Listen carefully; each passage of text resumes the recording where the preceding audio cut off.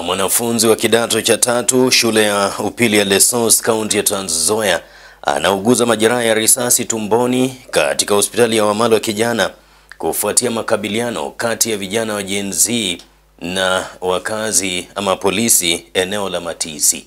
Huyu hapa Mike Musikoya.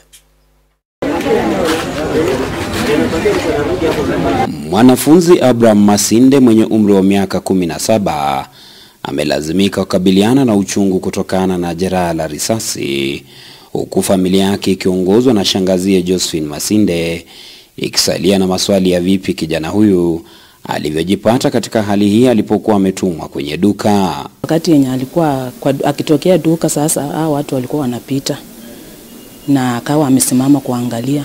Hapo sasa ndio risasi ilimpata na akapatikana kama ameanguka chini, na kuna vijana wenye walikuwa wanamjua wawili walimsaidia kumfurutia chini ikiwa matumbo iko chini. Risasi ilipika tumbo na matumbo ilikuwa imemwagika chini. Sasa wakamsaidia kumfuruta ndipo wakamleta hapo hospitalini.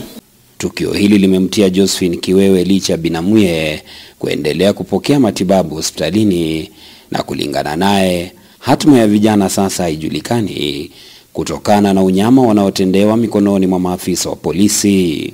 Katika uandamanaji kweli yenyewe wote huyu mtoto achafikia mambo ya kusema ya kwamba ni jinsia ya kufanya mambo ya maandamano juu yale alikuwa ametumwa tu.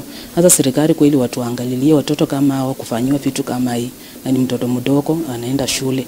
Sasa hizi ona ako nyumbani, ako hospitalini. Hapo tumeshindwa, na vile serikali yetu yenyewe inatusaidia.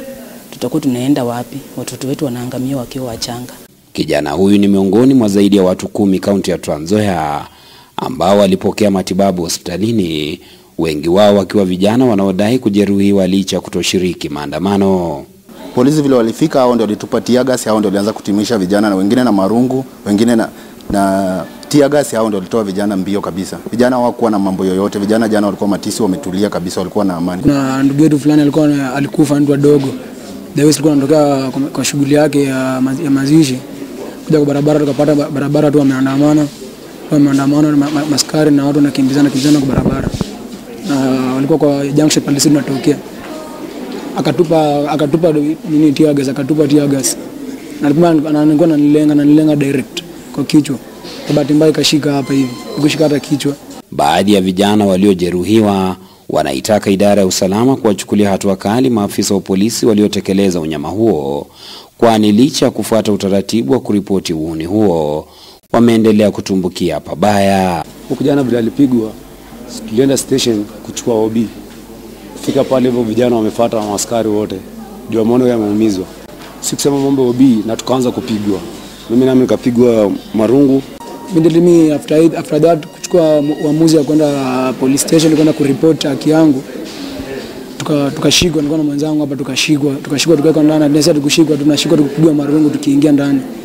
Mike Musikoya, West TV kutoka hospitali ya Wamalwa Kijana, eneo bunge la Saboti, kaunti ya Trans Nzoia.